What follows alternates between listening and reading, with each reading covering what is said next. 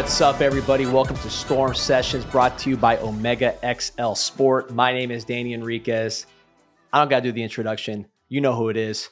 Carson Beck. Carson, how we feeling? Doing good. Listen, man, I was talking to Coach Thompson, and we both been out there at practice, and he said something that I saw just from a distance, which is, it seems like you're having a lot of fun out there. You're competing, you're working hard, but you're laughing. You got little secret handshakes with people. You know what I mean? Seems like you're just enjoying yourself. How you feeling out there? Yeah, I mean, it's been awesome. Obviously, finally getting to play football again. This whole entire fall camp process, preparing for week one, being out there with the guys. They're like family to me now at this point. Being here for 8 months, just getting to know them through the workouts, the off season, summer, fall camp, all of it. It's been a lot of fun, and I really love these guys. So. You're like the uncle, man. You're 23. You got guys out there 17, like you guys, you still relate to these dudes? Don't remind me. There's definitely an age gap for sure. But, a lot of these younger guys are very mature, and have like a really good mindset and approach to the game. And it's been a lot of fun for me, getting to learn new people, meet new people, acquire, obviously you lead different people in different ways, right? So just learning everybody around me, and then obviously trying to be the best person and player, the teammate that I can be as well. And just stepping through the doors as a 23-year-old instead of like a 17 or 18-year-old, from your perspective, are you able to just look at it different and kind of appreciate certain things a little more? Oh, absolutely. I mean, it's completely different, right? Like I can go back to, what would that have been? 2020. I mean, this is before even like COVID happened, is when I got to college. So, which is crazy. But like at that point in my life compared to now, and like, obviously these years of your life are the biggest years of growth and development, right? And honestly, the biggest experiences that you have like are obviously gonna lead you to grow more, and whether that's good or bad or whatever it is, right? And on the past 5 years of my life, I mean, I've been through so many things and so many different experiences and moments that have ultimately built me up to, be who I am now, which is a completely different person than when I was 18 years old walking through the door to the University of Georgia, right? So let's take it all the way back to the beginning of the journey here. Young kid, Jacksonville. Were you always like a sporty kid? Yeah, absolutely. I mean, I played sports from the time I was, when I was born, when I was like 4 or 5 years old. I mean, my first word was ball. That's a secret little fun fact. But yeah, I mean, I played baseball, basketball, football my whole entire life, and always loved sports. So. Were you always a competitor? Because everybody that knows you talks about your competitive edge, and it's just kind of key part of who you are. Was that like from the start? Yeah, it's bad, honestly. I say it's bad, but like this is like in everything I do. And I'm a huge competitor. I get real mad when I lose. I hate losing. Like I really, really do. We could be playing video games. It could be golf. Shoot, it could be like it could literally be anything, right? Like we could be having a race of like who's gonna walk through the door first, and I'm mad if I don't walk through the door first, So I don't know. I've always been a huge competitor. I hate losing, but I mean, I love the game. I love to compete. Have you been out golfing here since you've been here? Yeah, a couple times. Played at Billmore, played at Riviera. I think I played out at the Doral course at Trump National. So there's some nice courses down here for sure. How you stack up in the team? I mean, you're a veteran, so I got to think you're pretty good. I don't know, honestly. I haven't really played with anybody on the team. I usually just go out and play with Denny a lot. I still have not beat him. He's really, really good. He also just gets in my head. Like he knows how to get in my head on the golf course, which doesn't ever happen. But him specifically, he knows exactly what to do. So he's got a little advantage there on me. But nah, man, it's always fun. I love getting out there and just kind of relaxing and competing. Yeah, the teacher he teaches you everything that you know, but not everything he knows. He keeps a little bit to himself. That's how it works. Let's talk about Coach Thompson, who obviously, you're quarterback, one of the top quarterback coaches in the nation, but really more than that to you. What's he meant in your life? Yeah, absolutely. I'm trying to think of when we officially met. It would have been I was 14 or 15 years old. He actually trained the quarterback that was playing in front of me at the high school I went to. And that's kind of how we initially met. And I started to train with him. Obviously, it's much more than that now, right? And especially over the past 3 years, as I've kind of come into the role of starting and playing and being the guy, on a team and wanting to be at a top elite level, not only like physically and throwing a football and that side, but also like mentally and off the field and not even like involving football, right? That's kind of like the role that he's developed into for me. And I mean, he handles so much just things behind the scenes of my life that like I honestly like don't really have the time for, like really have the like management of stress levels. I don't know if that makes sense, but like he handles that for me, and like he makes my life so much easier. And really, I mean, he's been like a dad to me, and I mean that's how I see him, and he's always been there and had my back since the beginning through everything. So I mean, obviously I'm super grateful and thankful for what he's been able to do, especially this year, right? After the injury, going through all the rehab process. I mean, he must have spent 100+ days down here in Miami, and he's got a family up in Jacksonville, you know? So it's like constantly being down here, constantly traveling, like really, again, like I'm super grateful and thankful, and I wouldn't be in the position I am without him. So yeah, not just taking care of everything that you got to do to allow you to lock in, but then guiding you too, right? Yeah, Being exactly. that example as well. Exactly. So now let's go back to playing baseball, because I got to ask you about baseball. I showed some MLB scouts your swing. I'm not going to out the names, but they were very impressed. You know what I mean? This is you, nice right-handed swing at the plate. I think you might have been a sophomore. Is that your last year playing baseball? Yeah. So sophomore year. Mm-hmm. So tell me about you as a baseball player, what you liked about the game, and just kind of your journey on that side. Yeah, I feel like I was always really good at baseball growing up. We always had a really good team of when would have been? Like travel ball would have been like 8, 9 years old is like when we started. So 8, 9 years old, we had like the same group of kids all the way through really my sophomore year whenever I stopped playing. Obviously, it was when I went to high school, I played at Providence, and I mean, there was a lot of talent on that team as well. I mean, there's a lot of those guys that are, you know, working up in the league right now, and some have made it, some are working through the minors.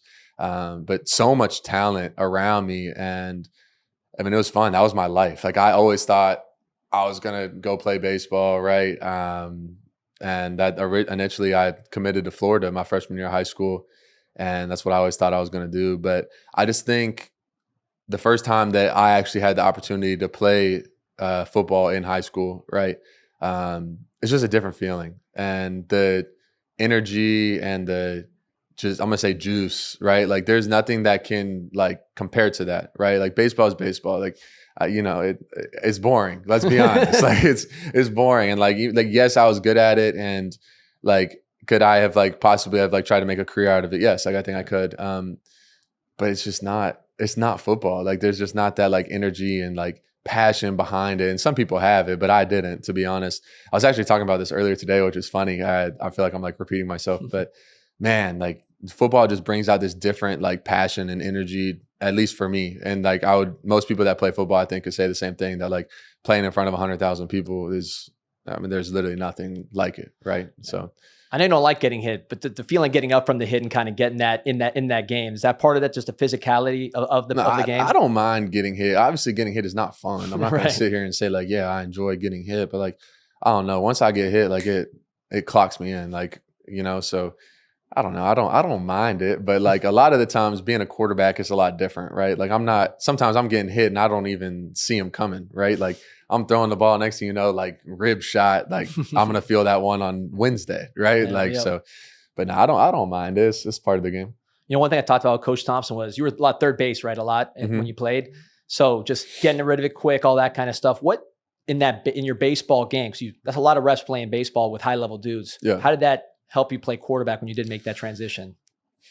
I think the biggest part is the mental part, right? Because you fail so much in baseball, and they get paid hundreds of millions of dollars to fail 7 out of 10 times. Yep. Or yeah, fail 7 out of 10 times, be successful 3 out of 10 times. Like you're elite, like you're the best. I think the mental side of that really helped me in like controlling like my temper and having a good, like even keeled attitude, like very like, what's the word? Like stoic kind of mindset. Like, I feel like that's like a lot of like baseball, right? So my whole life I was a catcher, really. So I played catcher and third base. And I think like something that I am really good at is like getting the ball out like very quick. I have very quick hands, and football, that is, at quarterback. And I think playing catcher like really helped, right? Like the pop time, like throwing people out, like that sort of thing. Like I think that really helped in the physical side from baseball. I know catcher's always the smartest guy on the field, because they got to know what the hitters are doing, what the pitchers are doing. They got a lot going on in their mind. That's why they always become kind of coaches, right? Down the road. Your mental game in football is a huge thing people talk about you. You could see it on the field, just the way you operate, even before you gain the experience that you have now. What is it about the mental game of football that appeals to you?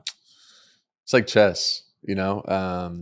The defense has answers. The offense has answers for the defense's answers. They have mix-ups and switch-ups. Like, obviously, I'm a quarterback, but like I love like the defensive side of the ball. Like, if I was ever going to coach, I would want to be a defensive coordinator. Like Coach Heatherman, right? He was a quarterback. Yeah, back in the yeah. I day. think that I just find like the defensive side of the ball is so fascinating, and like how you can like control the tempo, right? But like that's the thing about the offensive side of the ball is like you should be controlling the tempo by what you're doing, right? And not even like so far like the tempo of like being slow or fast, but like controlling like how aggressive you are, controlling how conservative you want to be. Like there's all these different things and plays and protections and ways you can attack defenses and coverages and blitzes. And I go on and on and on about the mental side of the game. But again, it's like chess. It's like a chess match. And that's what I love about football, to be honest.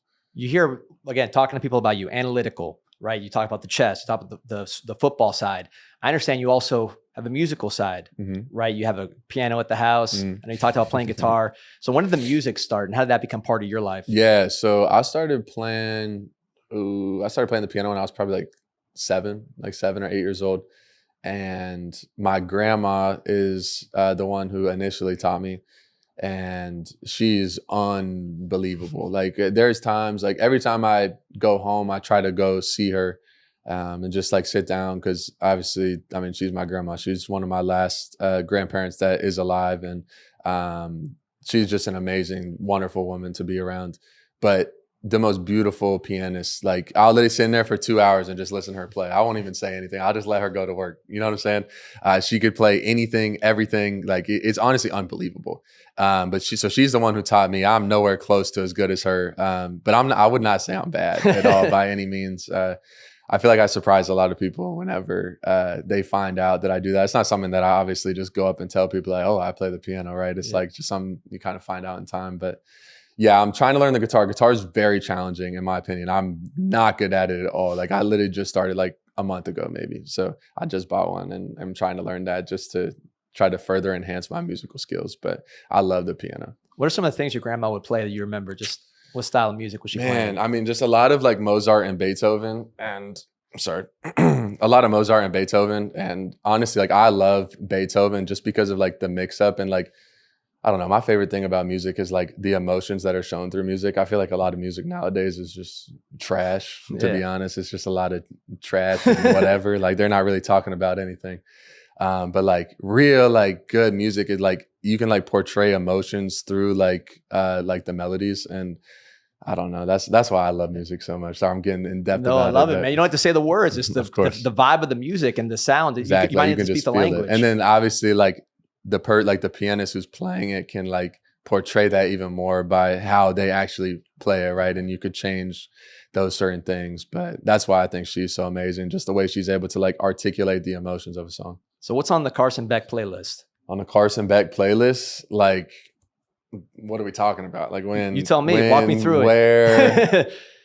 I don't know. I mean, before a game, obviously I'm gonna try to like turn up a little bit. So like probably a lot more rap, right? Like I don't know, Young Boy, Lil Gunna, like I'm trying to turn up, right? Normally though, like I love Rod Wave. I've said this before, like again, like just the way that he's able to like articulate and like bring out like emotions through music. Like I love that type of stuff. Like I'm a very like, I feel like deep and like intellectual person. Like my brain like kind of just works in that way. So like that's someone who I'm very drawn to. I don't know. And then there's obviously like your like one-offs and other hits that like come out that are obviously like super catchy and whatnot. But I don't know. I love Rod Wave. That's my favorite for sure. That's a very popular name on the team, I got to say. Rod Wave? Rod Wave. Everybody says Rod Wave. A lot of people love Rod Wave. So. That's what's playing in the locker room after some of these wins this year. Hell yeah. So, you know, the transfer from Providence to Mandarin. You know, I'm not from Jacksonville, but what I do know is Providence, smaller school, right? Yeah. I know your mom taught there, right? Nah, my mom taught at an elementary school, like right down the road. Sorry, got you. But smaller school, then you're going to probably the biggest school in that area, right? With Mandarin. Yeah. Team that's huge. Definitely one of the biggest. Not a lot of football success to that point. Obviously that would change pretty quick when you got there. But just from as a kid, like as a high school kid going from small kind of, smaller community to this giant school. Yeah. What was that like? It was definitely different for sure. I mean, going from a graduating class of what would have been 100 kids to 1,000, right? Or I mean, it's probably like 900, but 1,000, right? It's very different, right? There's so many faces. There's so many people. There's all this whatever, right? It's obviously very different, like culture wise as well. But I feel like that's something that I've always been really good at, is just like, I don't know if that's the right thing to say is like being good at, but just like, I feel like just like fitting in like with everyone, right? And like, no matter like who it is or where it's at, like I feel like I can like get along with anyone and like just be thrown into any type of situation. And I don't know, I feel like that's also like a credit to just playing all like different sports and being around like different people from different backgrounds, right? Like you get to know people and respect people, and then you kind of just learn the ways of everyone around you, right? And like different cultures and backgrounds and all those things. But I don't know, going into that was definitely like a little bit of like a shock because there were so many people. But like, again, like I think my upbringing allowed me to settle in very easily because I just fit in very naturally with everybody that was there. And that was a lot of fun, honestly, because I mean, I go from a small private school where I'm really more baseball intensive and focused, and football is kind of just like something that I do and enjoy, to like, I went off my sophomore year and then committed to Alabama and went to Mandarin, and then it was like all football from there. And I think that's when like everything really like sprouted for me in the game of football. It was my junior year. We ended up going winning state, win Mr. Football, and do all that. And that's when I realized like, okay, like this like football thing could really work out for me. Yeah, that Mandarin game against Columbus, that's the one that down here, I know a lot of people saw. I don't know if any of the Columbus guys around this building ever talked to you about that one, but that was like insane as a fan, just watching that, seeing how you were carving them up. And it was just a fun game to watch. I talked to Coach Ramsey, and he mentioned a different game earlier in the year as you were still making the transition, which was against the Land. I don't know if you remember this game. Yep, I remember it. Yeah, he said that you had basically a 2-minute drill that was like textbook. He still uses it to this day. So you remember that game? Yeah, I remember it. So I actually had like a little injury before the game, and I forget exactly. I think it was like a hammy or like a knee, something like that, like something minor. And I was like kind of just banged up, and like, again, still like trying to like fit in with the offense, find like the rhythm with the players. And I think that like that drive alone like kicked us into gear as a team, right? As an offense, as an offensive unit. But I think it was like a minute 49 left, and we had just got to stop on defense, and we had the ball on the -9. So we had to go 91 yards. And I mean, they played a lot of like man pressure, would mix in like a little like cover 3, Tampa 2. So like they're not giving you much, right? And they did a good job of mixing up, and they had talent as well. And we go 91 yards. We throw like a inside fade to Day number 2 on the team at the time. Throw an inside fade. They ended up playing man from like the 18-yard line to end it with like 15 seconds left. I was like, oh yeah, we might actually win it all. Like on that drive, just like the pure grit and adversity that we showed like as a unit, man, I mean, that's high school football for you. Man, if you have that kind of recall from like 2018, I feel bad for these defenses trying to trick you here in one game. It's actually, I don't know. Again, we were kind of talking about like the like mental processing and whatnot. And like, I believe like that's like my like talent and like my gift when it comes to football, and just like obviously just like normal life as well. But I do it all the time to the receivers and stuff. We'll be sitting there watching film, and I'm like, or like we'll just be sitting watching like a defense. I'm like, oh, this play would be really good. Or like we ran a play here, then I'm like, oh wait, like there's a clip from like 2019, this team versus this team, like play whatever, like let's go, and I'll go pull it up, whatever. And they're like, how do you like do that? And I'm like, I don't know. I just, you get so many reps and you watch so much film that like it all just becomes like a part of your mind. So I don't know. That's why I can't wait to just continue to keep playing football and keep stacking all these like banked reps and all this like memory of different defenses and coverages. And I could go on and talk about it all day, but I love it, man. You got me juiced up. I mean, but honestly, your grandma or someone probably told you about music, how that makes you smarter, man. It's like your brain's working all the time. All the things you're talking about, they're working. That. Yeah, I've heard that. But so it seems like your brain just, whether it's football, you're locked in on football, whether it's something else, it's always got to be working, right? Like, no, absolutely. This fall, the Canes are taking over paradise again. Canes Weekend of the Bahamas returns October 31st to November 2nd, right here in the heart of Nassau. Choose your vibe. the bold, laid-back energy of the Point Margaritaville Beach Resort, or the timeless charm of British colonial Nassau. 2 beachfront escapes, 1 legendary weekend. Enjoy special rates starting at just $159 per night. Plus, big-time fan energy, exclusive events, Hurricanes legends, and an unforgettable island-style watch party. Lock it in now at Bahamas.com/Canes Weekend. Terms and conditions apply. So you took a trip to Miami. Obviously, you chose Georgia. And as a Miami fan, we lost you, but I understand Georgia was rolling at the time. You know, what are you going to do? But obviously, you liked Miami enough to take a visit and have interest initially. This is talking now during the recruiting, high school recruiting like process. 2016. Yeah. So what was it about Miami that you liked at that time? You're like, hey, I want to check this place out. I got some interest here. Yeah, absolutely. So Todd Hartley was actually the tight end coach down here at the time, who was the Jacksonville area recruiter. Great recruiter. He's the one who got me at Georgia because he, maintained the Jacksonville area when he got hired as the tight end coach at Georgia as well. Obviously the other coaches as well involved in that process, but Will Mallory, a tight end that played here and obviously is in the NFL now, a great kid, but I had the opportunity to play with him in high school. So I met Coach Hartley through like Will's recruiting process, and then Coach Hartley being at practices and watching and that sort of thing.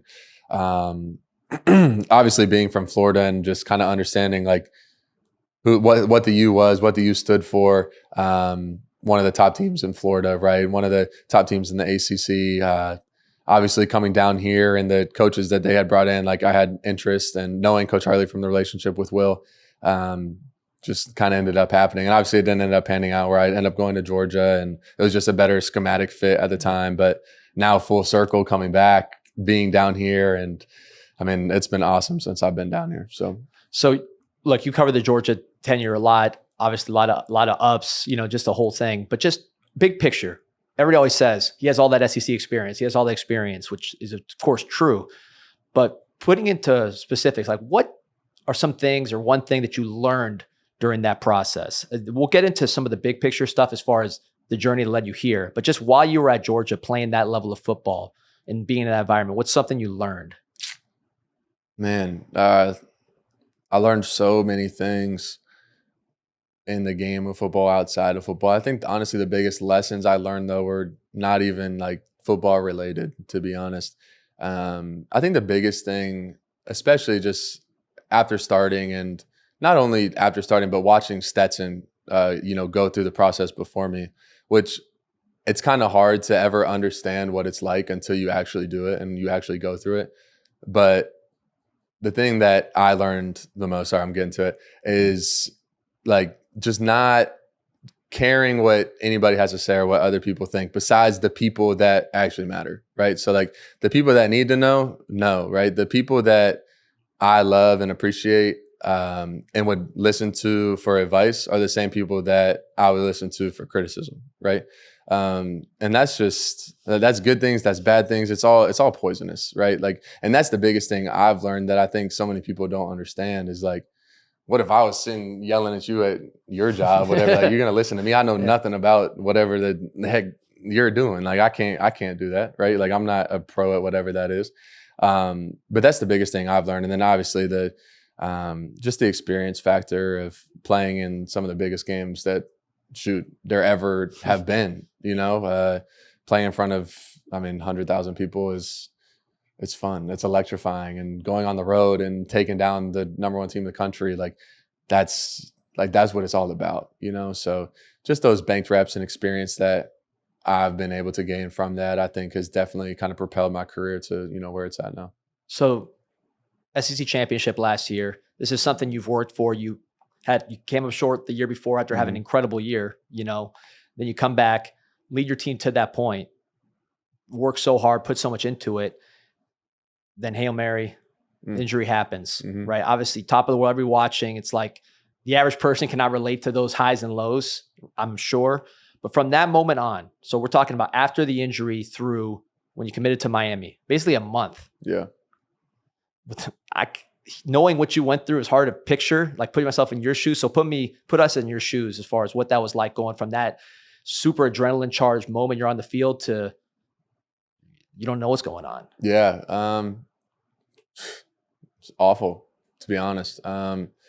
And even already after the season that, we had as a team, that I had personally, it started off super hot, and then middle of the season, we dropped a couple. I wasn't playing at my best. Our offense wasn't playing at our best potential that we could. And then at the end, we turned it back up, right? And then we end up making the SEC championship. Like, we didn't know if we were. Obviously, all the pieces had to fall in line, right? Like, obviously beating Texas that first time was huge. Our defense goes out and plays an insane game against them and essentially shuts them out. They were able to score a little bit late, but play an insane game. And we start catching steam at the end there. And then we end up going to the SEC championship. And again, like after the year before, like where we fell short 3 points against Alabama in 2023, getting to go back out there in Mercedes-Benz, like, and go win one, like, for myself. And then we come out, and at halftime, or right before halftime, with literally a second left, right? Like, it's the most insane thing to go back and think of, because it's just such like how did that even happen, right? And I don't even like, it's just such like a blur. Like, it all just happened in like the blink of an eye. That next thing you know, like, I'm literally laying there at the 50-yard line, like, oh, like, like this is not good. Yeah. Like, this is not good. And I knew it immediately. And they're all running out there like, dude, like, get up, like, let's get off the field. Like, we don't want cameras on you, all this stuff, blah, blah, blah, blah. Which, like, whatever, it is what it is. I go running off the field, and I go into the locker room. I can't even grip a football. I'm trying. Like, obviously I want to play. Like, I've been waiting for this moment for a year to get back to that moment in that building. And again, I couldn't go back out there. But at the time, I thought it wasn't anything serious, right? So we end up going out there. We win. The trainers and doctors on our staff are not telling me anything. Maybe they knew already, but maybe they just didn't want to say anything. I don't know. I don't know why they didn't tell me. Maybe they didn't know, but I don't know. Anyways, that's not for me to talk about. So I didn't know. I thought everything was going to be fine, but I walked off and I saw Denny's face after the game, and I was like, oh shoot, someone's texting him and told him, like, this is not going to be good. But I still have hope, because everyone around me is like, oh, you're going to be fine. Like, it might just be a sprain, whatever. So I go in the next morning after the game, and I go get an MRI. And I remember after the game, like, eating dinner when I got back home, and I'm sitting there with my family, and I'm trying to eat, and my arm is like shaking. Like, as I'm trying to like bring like the food up to my mouth, like, it's shaking. I'm like, yeah, this is like not normal. Like, this, I don't know. They're saying it's good, but so I go in and I get the MRI, I go back, and Coach Bobo comes and walks down into the training room. I'm sitting there waiting as they're looking at my MRI results. And he's like, how are you doing? I'm like, I'm good. Like, they're saying like everything's going to be fine. Like, so like, I have super high hopes. Like, I'm super positive, because everyone keeps like feeding in my ear. They go, oh, it's all going to be good. And I'm like, okay. And we had just like whatever gotten the 2 seed in the playoffs, or I think we were the 2 seed. And I had just watched the selection show at my house. I'm like, oh, bet. Like, I see the road in front of us. I'm like, okay, like, this is going to be like very possible. Like, we could go like make a run at the national championship, right? Which is like obviously like the dream, right? To like get back to that game after falling short the year before. And then Coach Bobo walks off, because they call me in, and I walk through the door, and everybody's just like dead silent. And I'm like, I'm like, this is not about to be good. So they end up obviously telling me like what happened, and that like I would need surgery, or that like the best suggestion would be surgery. There is like a situation where you don't get surgery with that injury, but like I didn't want to risk anything, right? And like I was torn. Like I didn't know what to do. Honestly, I didn't know how to feel. Coach Smart walked down, and him and our head trainer were sitting there talking to each other, and I'm just kind of sitting there, and Coach Smart's just trying to figure out like what's going on, what's the synopsis is. And I'm just kind of like zoned out. Like I just like in this like head fog. Like I'm not really listening to them. It's going through one ear, out the other. I looked at them. I was like, y'all, I got to go. Like I can't just like sit here and listen to y'all keep talking about this.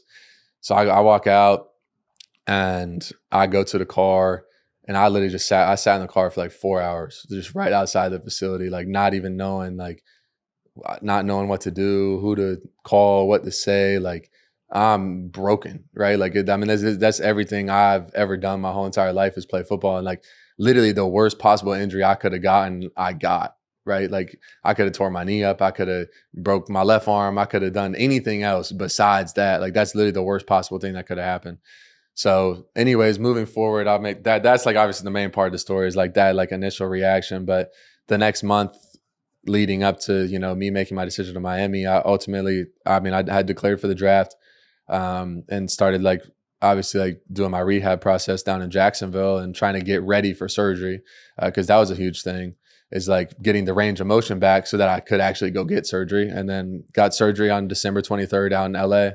And from there, like it's hard because like mentally, like all I've ever known is football and throwing and just constantly working, right? Like that's all I've ever done my whole life. So not being able to do anything for like I couldn't throw a football for 4 months, which is insane to me, right? And on top of that, right, like making the transition to Miami, right? Like deciding, okay, I'm gonna come back to college and I'm gonna do it at Miami, and like I'm gonna do it right. And meeting new people and all of these expectations and doubts and worries about where is he going to be, what's going to happen, like how do you think I feel, right? Like I'm actually the one that has to do this, and all the noise, and it's super easy to kick someone while they're down, right? And that's all it was. The whole entire offseason was just people spitting me up, chewing me out, or chewing me up, spitting me out, and just kicking me while I was down. And it's like, what can I do, right? Like I just got to keep my head down and work, right? Like I can't even throw a football, and y'all are talking about this, that, and the other. So, but for me, like I'm so happy that I came here, and like that the people at this university are just so like loving and kind, and like were there for me through like every step of the road, like from the training staff to the coaches to the players. Like everybody had my back, right? Like the people that matter, they all had my back. Obviously my family was there for me, but man, and then next thing you know, I blink my eyes, it's 8 months in, and our first game is in 5 days, So it's like through that process, man, there's so many people that had my back and like really helped me through it. Cause like it was a dark time for me mentally and physically, cause I couldn't do what I love. And like, I think that was like a real realization for me, just how like thankful I am to be able to wake up and play this game every day and do the things that I do. And it like created a different mindset and approach to the game and how I carry and handle myself, not only for me, but for my teammates, and trying to just be the best leader I can be and like set an example, and just show the people around me like how much I love it. And I think that's also why it's easier to just go out there and play loose and have fun. Cause like once they always say like you're one play away from being done, right? And you don't believe it until it happens to you, and it happened to me. And then you got to go through it and get back to where I'm at now was not easy by any means. It's the hardest thing I've ever done in my life. And just to be back now, like where I'm 100% and full go, and we're about to go play a game in 5 days, like that gives me chills talking about it, So I don't know, man. It's obviously been a journey, and that's a long story. I could have gone longer. There's obviously a lot of details in there, but man, again, I'm just thankful to be here and like thankful to have the opportunity to get to play again, because I didn't know if I ever was. When something happens like that, that's not your fault. I mean, there was nothing you could have done about that situation with your elbow. And then people are kind of jumping on you again for something that's not your fault. How much does your faith help guide you through that process, instead of saying like, oh man, why did this happen? Why me? Why now? This is literally the peak of college football and this happens. How did your faith help you through that process? Yeah, I mean, it's the biggest part of all of it, right? Is leaning into that and just understanding that there's always a bigger plan, which is so hard to see in the moment, right? There's always a light at the end of the tunnel. There's always something bigger and more profound that's out there for you. And I don't know, God works in mysterious ways and works through you to, set examples for others. And I don't know what it is or why. And sometimes, you're not meant to understand. I think in time, everything will come into fruition and like your fruits will be labored.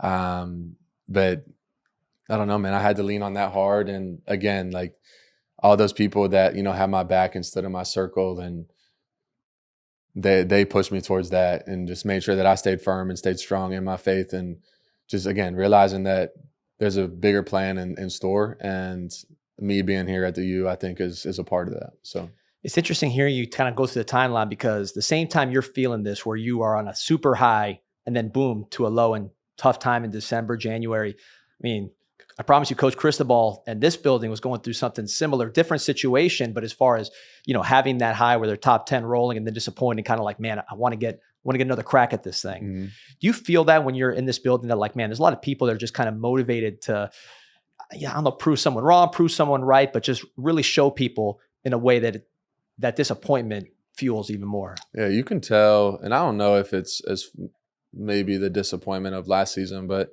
you can tell that people are hungry in this building, right? You can tell Coach Cristobal is hungry. I mean, that man is here. I don't know if I've ever seen him not here, right? If I go walk into his office right now, he's there. If I go walk into his office tomorrow morning at 5 a.m., he's there. If I walk in there at 8 p.m., he's there. I'm like, does he sleep here? Does he have a bed here? But in all seriousness, you can just tell by the way he coaches, the way he approaches this, the intensity that he has towards the game itself and the passion that he has, not only for the game, but for us, as people. He's very genuine, very caring, but intense, and shows that tough love and shows that this is this really a family. It's not just for show, right? A lot of places are just for show and they just say it and they do it. And but here, it's been real, and it's real brotherhood. And it starts with him, right? It starts from the top down, right? So if he's doing it, then it shows us exactly what we should be doing. That's the biggest thing, is he upholds the standard and he shows us the standard, and we follow that, right? We follow the people that are placed to be leaders of this program. And obviously it starts with Coach Cristobal. So, but yeah, man, I mean, the dudes seem hungry on his team. And I don't even really like to talk about it. I don't like to talk. Talk is cheap. So, I don't know, just the way we practice, the way we've been working, it's been really good. So I'm really excited for, what the season holds. Well, I know you're an analytical guy, and anyone who's watching this is seeing how kind of your mind works. I'm sure when you're making this decision to go to UM, on top of just the coaches and everything else, you're looking at some film of Cam Ward and this offense last year and some of the time that he had to do what he does and show his talent to everybody. When you're watching Miami and I'm sure you're talking to Coach Thompson and other people preparing to potentially make this life decision, but also football decision, how much did that offensive line play into it? Now that you've been here and been around these dudes, how important are they to you? Yeah, of course. I mean, I can't do anything without people around me, right? I mean, the success of a quarterback is so, I mean, you're very dependent on others, right? And that's just the truth. I can't go out there and do it all by myself. And you see the talent, and not only seeing the talent, but now being around it, and not only talent, but who they are as people too. It's everything that you want, from teammates. Obviously pointing that offensive line, they lead this team, they run this team. And that's how it should be, right? It starts in the trenches. Games are won in the trenches. And those dudes work their butt off. They really work their butt off, not only in the film room and from the mental aspect of knowing protections and knowing run scheme, but the extra walkthroughs, the extra work that they put in the off season, right? Every time I'm walking through the indoor, they're out there doing something. They're out there walking through technique, or they're out there getting extra work after our workouts, after our runs. You go look at the wide receivers too. They're out getting extra balls, right? They want to come watch film with me. They're begging me to watch. Let's go watch more film. Let's go watch more film. Okay, bet. Let me set this up. Let me do this. Let's go walk through the plays. Let's go walk through certain routes against different coverages. The willingness and that's what I mean by hungry. You can say you're hungry, but if you're not acting like that, then you don't, you know what I'm saying? Your actions don't match your words. So all those guys, man, it's been awesome to be around, and it's motivated me to be a better leader and be a better teammate and player because of their willingness to, want to learn and want to be better and have that connection. Because again, I didn't have a lot of time. I just started throwing again in April, May. Right. So we had 4 months. I don't know, not good with quick math, but 4 months to get that chemistry and that bond together. So that mental connection was huge. So we're all on the same page before I ever even started throwing a football. Right. So again, those dudes lead the team, and it's been a lot of fun to, again, get to play behind them in, fall camp and throughout the summer and whatnot. But to get to play with these guys, as we approach the season, I'm really excited for it. That first practice I was there, the first practice throwing, and man, that you had the turbo button on, you were juicing that ball all over the field. You could tell your arm was live. You could tell you missed some throws, and it was you were just so happy to be throwing because you could feel your arm. And then obviously after that, the whole thing came together. But I remember seeing your face coming off the field, and you had a smile from ear to ear. I was so happy. Gosh, man, I was waiting for that just to get to play football again, man.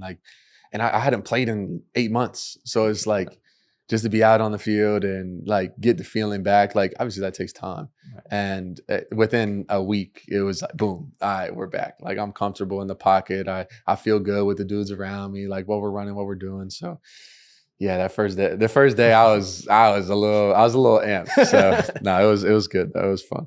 So people are going to know you, and I'm sure they're loving this, just getting to see kind of the real you. And, it's funny because there's so many people that they put themselves out there, and that's what they're about. And that's everybody's different. But everything I've heard about you, everything I've seen from you, that's really not you. I mean, you're doing this with the school here, this show, but it's not like you're out there promoting yourself or like, hey guys, look at me. But yet you probably get talked about as much as anybody. Do you ever sit there and like say like, man, why are people talking about me when I'm just trying to play football, get better, and have fun with my boys? Well, again, that's not really like something I can like think too much into or worry about. I mean, obviously, it's hard not to see things or see this, that, and the other, right? Like I can't just like not see it. Like, I mean, obviously, I'd have a phone, so I have the internet. But for me, like I try to like keep myself in a bubble, right? Like my circle is really small, and I mean, the people that I love and care for are in that circle, right? And as the years have gone, it's gotten smaller and smaller. And I mean, whether that's a good thing or a bad thing, I don't know. For me, I believe it's a good thing. And again, like just the people that I have are like family. Like I don't really do like friends or like this, like, oh, like this person, like, nah, like anybody that's like with me is like with me, like whether it's blood or not, like the people that know me, the people that don't. And like, again, the people that know me, I think, I'm very blessed to have them in my life, obviously. Especially like what I kind of just went through, like everything I've been through this year. Like they stood strong. And I think again, like, going through a tough time really shows you like who's there for you. Like it really separates like the real from the fake. And this past year like really did that for me. And again, like that's another thing where it's like you don't really understand like why certain things happen, but like again, like that could be another reason, is like, well, now like I really know who's like there for me and like is like standing firm like in my circle and by my side, right? So yeah, I don't know. And then obviously getting to meet all these guys and get to learn all these new players and teammates, and again, just go out and have fun. Like I just want to play football. I love football. It's what I'm here to do. And to have another opportunity to do that, again, I'm just blessed and thankful for. But let the rest be the rest. I'm not in control of that, and it's never going to affect who I am or how I approach my life, so. We're going to get to these fan questions here. As you can imagine, you got the most, I believe, in the history of us getting fan questions. So I want to make sure you have time to do that. You've been really generous with your time today. Of course. But my last question is, everybody sees the touchdowns, everybody sees the good stuff, but I know we talked about some of the low points, the rehab, not even the dramatic stuff, just the day-to-day, hey man, I got to get up and rehab, or I got to get up and work out when you really don't feel like doing it. What is it that drives you and allows you to push through and keep moving forward? I feel like my why is kind of like what I would call is like my why has changed over the years, right? But even because if you asked me this question 5 years ago, it'd be different than the answer that it is today. But back then, I feel like it was always because of like the people who doubted me and the people who said that I couldn't. But like now, obviously that still stands true. But I think the biggest thing of why I do what I do, right? Because I'm up at 5 a.m. every morning and I'm in here early, like working, and then obviously the whole rehab and keeping my body in shape and eating the right foods and doing things that, like you got to get it done. And whether it doesn't matter how you feel, like that's the point I've gotten. It doesn't matter how I feel, like we're doing this, like that's the mindset. But the reason I think I'm able to do that is, again, like it goes back to like the people in my circle, like the people that I care for and love, and that were there for me in like my hardest moments. Cause like I can't let them down, like they depend on me. And again, like they deserve my best because they've always given their best for me, right? And whether that's family, whether that's like my closest, like I call them brothers because my friends are like brothers to me. So whatever that is, like they deserve that out of me. So whenever your mind falters, whenever you don't want to do something, screw that. Like we're doing it. Like, and I think that's just as you grow up, you just learn like what's really important to you, and like that's what's important to me. So beautiful, man. Sorry, so there's some fan questions here. What's your favorite thing about? And we'll go through these fast, 'cause I know you got to get out of here. No, watch some more film, which we pulled you out of, man. Yes, you did. I think that's probably anytime you're not doing something, it seems like you're missing film time. So, yeah, what's your favorite thing about Miami, the city? Favorite thing about Miami? The food, for sure. There's literally not enough days in the year for me to go to every food spot down here. So I love food. I love a big fan of sushi. So there's a lot of good sushi spots. But yeah, I have to say food. Another question related to food. Have you tried Cuban food yet? Yeah, I love Cuban food. What's your go-to? Cuban food. I mean, just keep it simple. You know, some chicken and rice, maybe little beans. Keep it super simple. I love plantains. Plantains are fire, like so good. Being from Florida, I've had them before, just being down in South Florida, but now living here, like it's definitely one of my go-to meals. Question about the offense. Obviously, quarterback friendly offense. How you liking? We're not going to get into specifics. We know the ops are watching, but just like playing and being in the system, how's it feel? Yeah, I mean, I love it. Obviously, there's a lot of freedom. There's a lot of talent around me. I love Coach Dawson, the way he approaches the game, and it's been a lot of fun. And getting to learn a new offense has really been awesome for me because I was in the same offense for 5 years. So, you know, just different wrinkles, different plays, different scheme, right? It's been a lot of fun and really has really challenged my mind, which is a good thing. Good question here. What was something about going to college football that maybe surprised you? Like, oh, this is different than I thought it was when I was picturing it as a kid or a recruit. So like back when I was like 18, I just think the speed of the game was the biggest thing. And now it's like obviously slowed down tremendously compared to them. But I remember the first time I went with the ones at Georgia and I looked across the ball and it was like Trayvon Walker and Devontae Wyatt and Jordan Davis. And like there's literally 8 first-round picks on the defense. And I'm out there like, yeah, I'm not ready for this. Like I'm not, like I need a year. Like I need to get better. That's when I realized like, okay, I got to get better to be able to like compete with these dudes. But yeah, the speed of the game was the most unexpected factor. Someone told me that they used to let them go live against the backup quarterbacks. Is that true? Not me. I hope so. I was not letting them boys hit me. I hope so. I hope so. Who's a quarterback that you model your game after? I don't know if I don't try to model my game after anybody. I think every quarterback is different, right? There's quarterbacks that obviously I've watched.